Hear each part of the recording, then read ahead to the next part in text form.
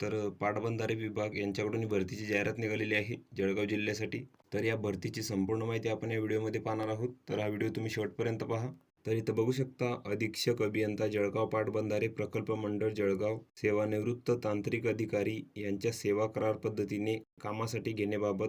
तर पदाचं जे नाव आहे ते आहे अभियंता. तर याची इथं 25 जागा आहेत. यासाठी तुम्हाला अनुभव लागणार आहे तांत्रिक अधिकारी या पदाचा 3 वर्षाचा. त्यानंतर पदभरती करायचे कार्यालयाचे नाव इथे दिलेले आहे जळगाव.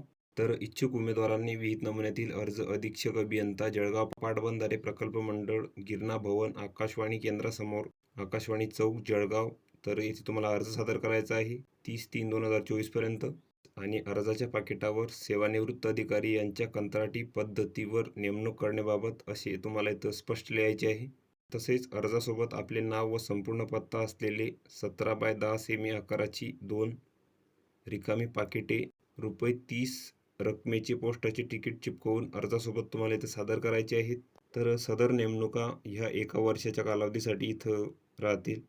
त्यानंतर तुम्हाला इथं शारीरिकदृष्ट्या सक्षम असल्याचे प्रमाणपत्र लागणार आहे वैद्यकीय अधिकाऱ्याचे.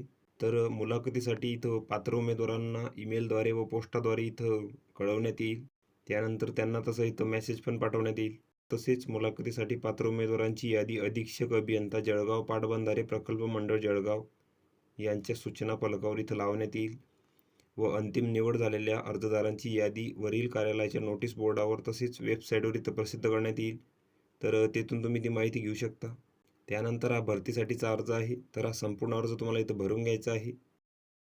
त्यानंतर हा अर्ज तुम्हाला अभियंता जळगाव पाटबंधारे प्रकल्प जळगाव तर येथे पाठवायचा आहे 30/3/2024 पर्यंत टपालाद्वारे.